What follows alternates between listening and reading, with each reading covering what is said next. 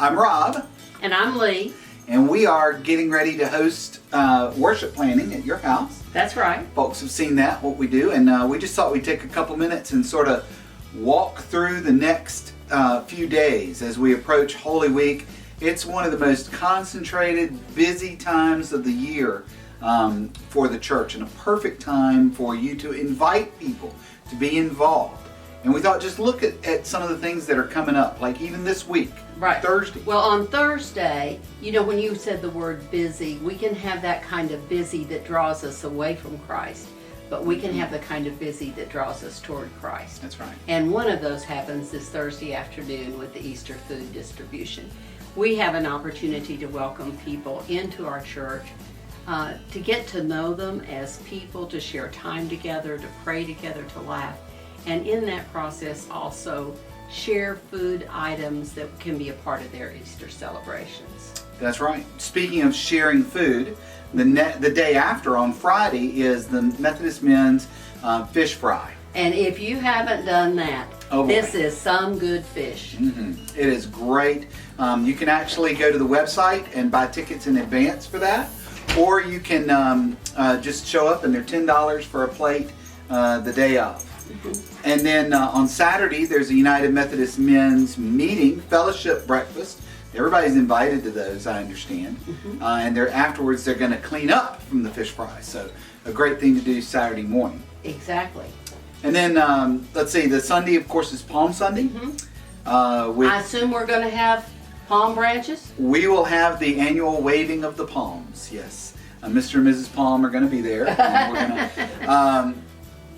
it's going to be a great day to celebrate Jesus' entrance into Jerusalem. It's the penultimate Sunday before Easter, and we just invite you to be present at that Sunday. And then Sunday night, we're actually not having the refuge service. We are instead having the African Children's Choir, which is a world-renowned. They have performed on the Oscars and they've won Grammys.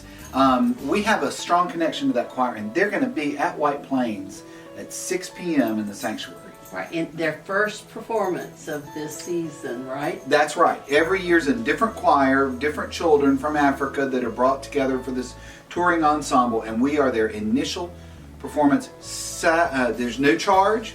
And we've got a large sanctuary, so please invite people. This will be a wonderful time to bring someone onto our campus. Sunday, 6 p.m. in the sanctuary, the African Children's Choir concert. And if you didn't see them when they were here before, don't miss out on this special musical evening. It just will be an incredible blessing to you, I feel sure.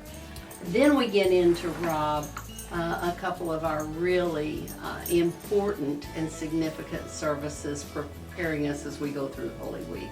The first of those is our Holy Thursday service, a service of communion. Rob will be preaching music that will be very meaningful, but in that service we join the disciples, just as they did long ago, with Jesus for a meal at the table. You know, in choir rehearsal, we've been going through a lot of music, as you might imagine, getting ready for all the big, great stuff on Easter. But someone was lifting up to me the other day, said, you know what music I'm really excited about? I said, what? The Thursday night music. Well, I understand from Bert, it is really something for us to experience.